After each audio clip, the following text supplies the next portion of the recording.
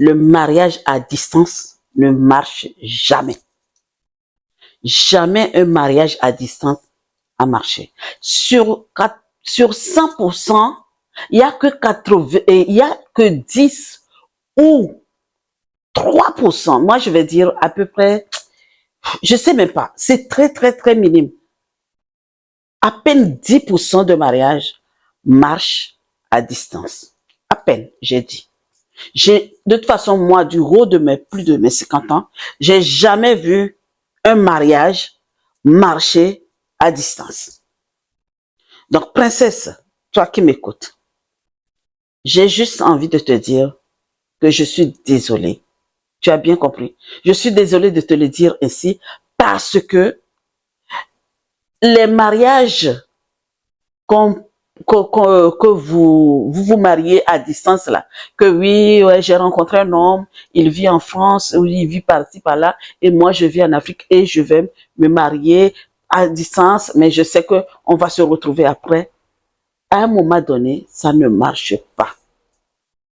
Je peux te comprendre, d'accord? Je comprends que peut-être aujourd'hui tu es en train de vivre cela. Et ça, tu te poses la question de savoir comment tu dois faire pour rejoindre ton homme.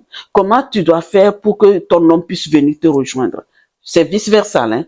Donc, tu te bats, tu te morfonds, tu ne dors pas.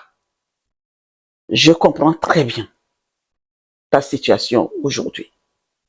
Et je ne fais que te souhaiter beaucoup de courage parce que peut-être ça va marcher ou peut-être ça va pas marcher. Mais si ça marche pour toi, eh bien, je serai hyper contente pour toi.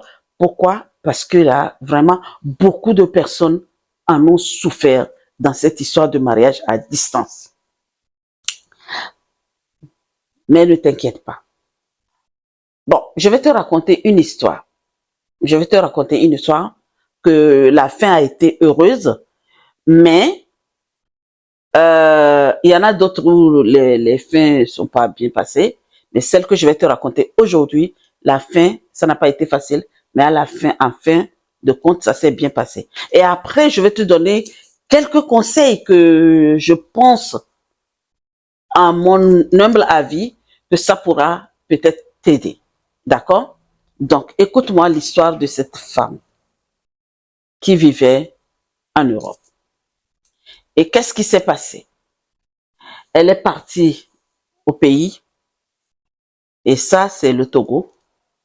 Elle est arrivée au pays, elle a rencontré un gars.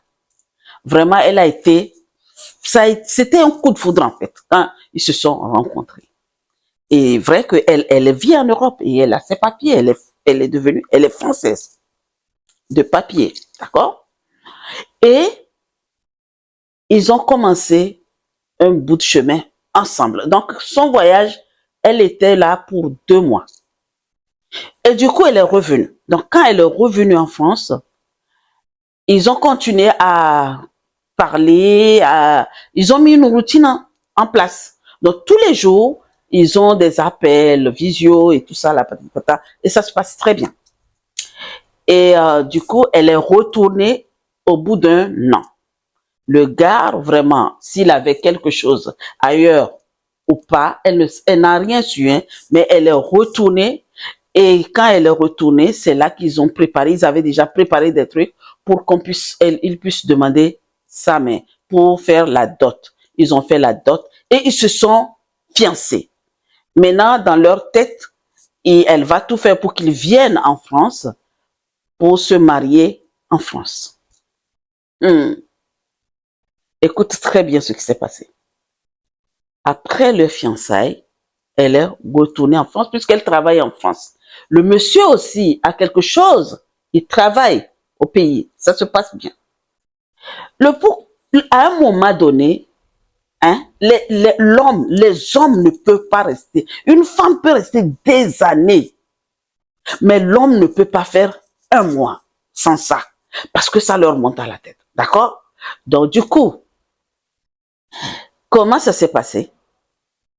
Quand elle est retournée après les fiançailles, à peine 6 mois, le monsieur ne répond plus aux appels.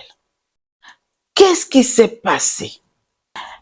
Et quand elle l'appelle, à un moment donné, les débuts, il n'y a plus de visioconférence.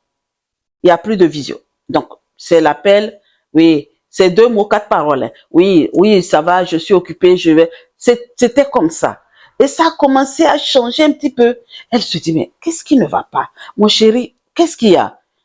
Il y a toujours rien. Tout va bien. Parce que les hommes, c'est toujours, il n'y a rien. C'est toi, la dame, qui te prend la tête tout le temps pour demander qu'est-ce qui ne va pas. Mais pour eux, il n'y a rien.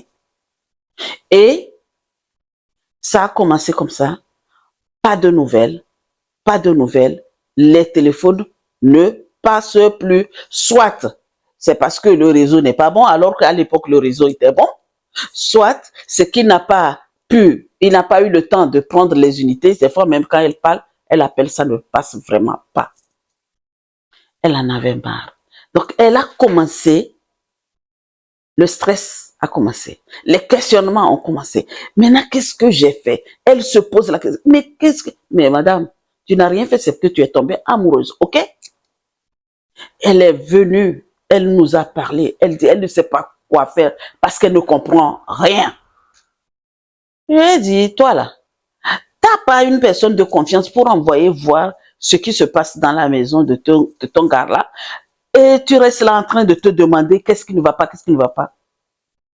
Hein? Il ne répond pas au téléphone.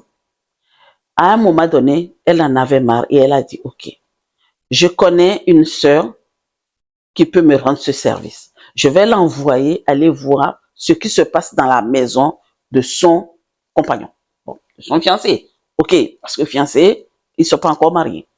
Et c'est là que elle est partie. Quand la sœur est partie, elle a vu que le monsieur avait déjà mis une femme à la maison. Parce que il ne pouvait pas rester ainsi. Il ne pouvait pas. Tu vois comment les mariages à distance ne marchent pas. Ils étaient censés se marier. Donc, ils étaient censés que lui, il vienne en France pour qu'il puisse se marier en France. Même si elle n'arrivait pas à le faire venir en France, comme elle disait, si elle n'arrivait pas en tant que fiancée, elle allait retourner au pays, se marier légalement et l'amener en recouvrement familial. Mais non, le monsieur n'a pas pu. Il ne pouvait pas attendre. Est-ce que il aimait vraiment la fille? Est-ce qu'il était vraiment amoureux de la fille? Ou bien c'était juste un coup de foudre et c'est passagère? Donc, elle a dit ok. Donc c'est pour ça il ne me répond plus ou pas. J'ai compris. Je vais prendre une décision. Elle a dit qu'elle prend une décision. Et là, elle a envoyé un message écrit. Elle a dit bonjour mon gars, bonjour. Merci de m'avoir ouvert les yeux parce que je croyais que les mariages à distance marchaient. Et je reconnais d'être, je reconnais d'être, je reconnais que je me suis trompée en pensant tout cela. Donc je te remercie pour tout et à bientôt. Je sais tout, je connais, j'ai appris tout et je sais que tu as une autre femme à la maison et je ne fais que te souhaiter du bonheur. Vous voyez comment elle s'est libérée? Elle s'est sentie libre. Elle s'est libérée de ce fardeau. Et qu'est-ce qu'elle a fait après? Elle était obligée, elle a rencontré finalement quelqu'un en France et elle a refait sa vie. Elle a refait sa vie. Elle s'est mariée et elle a eu des enfants. Donc, ce truc-là, il y a des, comme je disais au début, que des mariages à distance, il y a des fins heureux et des fins pas heureux. Il y en a d'autres même qui se sont déjà. Il y a une histoire là, elle s'est déjà même, elle s'est dit que je ne me voyais pas, je ne vois pas comment je peux vivre sans cet homme-là. Et l'inéparable est faite. Cette fin-là était, c'est vraiment, c'était pas heureux là. Tu as vu? C'était pas heureux. Et elle n'était pas heureuse de savoir que le mec a mis une autre femme dans la maison. Donc, quand tu veux entreprendre une relation à distance, réfléchis à tous les facteurs parce qu'il y a beaucoup de choses qui est mise en jeu. Le fait que vous n'êtes pas ensemble, c'est vraiment une fossé entre vous deux. C'est une fossé. Donc, il faut vraiment bien faire les choses si tu veux tu veux avoir une relation à distance. C'est des fois l'histoire de cette dame-là. Au moins, maintenant, elle est heureuse. Elle a compris et c'est bon. Toi qui es en train de m'écouter là, et que tu es en train de vivre cela au jour d'aujourd'hui, alors que tout le temps les femmes en parlent, les gens en parlent, et tu as accepté une relation amoureuse et à distance. Tu as accepté cela, ok. Maintenant, voici moi ce que je te conseille. Et que tu l'appelles, maintenant il ne te répond plus. Essaye de faire comme cette dame-là. Si tu as une personne de confiance, mais je te dis, il y a trop d'histoires comme ça, les relations. Mais ça là, déjà, envoie quelqu'un dans la maison pour voir s'il est seul. S'il est seul, cherche les personnes de votre entourage, allez le voir et lui demander qu'est-ce qui ne va pas. Peut-être il se passe quelque chose qu'il n'a pas envie de parler. Mais s'il n'est pas seul et qu'il a déjà mis une femme dans la maison, eh bien, tu as compris. Tu as compris que le fait que tu es loin, il ne peut pas rester sans. Il ne peut pas rester sans. Et c'est très, très délicat, les mariages à distance. Et surtout, mais je vous dis, j'avais un cousin là, qui avait une copine à distance. Ça, ils ne sont pas encore mariés. Ils étaient ensemble. Et la fille elle avait son nom, hein. Mais elle mentait tous les jours à mon cousin. Oui, si je ne t'ai pas au téléphone, je ne sais pas. Juste pour de l'argent, en fait. Vous voyez? C'est du côté, dans tous les sens du terme. Il n'y a pas que les hommes, il n'y a pas. Les femmes aussi font ce genre de trucs. Elles peuvent, pour profiter de la personne qui vit en Europe ou qui vit quelque part où sa situation est plus meilleure, c'est pour profiter. Maintenant, la question que je vais te demander, toi, princesse, qui m'écoute là. Non, attends, avant de te poser la question, toi qui m'écoutes, est-ce qui a déjà vécu cela et que tu as réussi à arranger et tu as réussi à la fin, peut-être tu as pu arranger ou bien tu n'as pas réussi à arranger et que tu as pu reprendre ta vie en main. Explique-nous, donne-nous tes expériences, dis-nous comment tu as pu faire. Parce que des fois, il y a des gens qui dépriment et qui deviennent dépressives. Comme je dis, l'autre histoire là, l'autre, elle était tellement dépressive que elle a atteint à sa vie. Tout comme elle a pris sa vie pour donner à quelqu'un. Elle, c'était son destin. On ne va pas juger, on ne sait pas ce qu'il y a. Mais seulement toi qui m'écoutes, et que tu as réussi, dis-nous. Mais toi qui m'écoutes et que aujourd'hui tu vis cela et tu n'arrives pas, tu ne t'en sors pas, tu te poses la question de savoir comment il ne répond plus, pourquoi il ne répond plus, qu'est-ce que j'ai fait, qu'ai-je fait pour qu'il ne réponde plus. La bonne nouvelle, c'est que tu n'as rien fait. Ne te mets pas en tête que tu as fait quelque chose. Ce qu'il y a, c'est que il se passe quelque chose que toi-même tu ignores.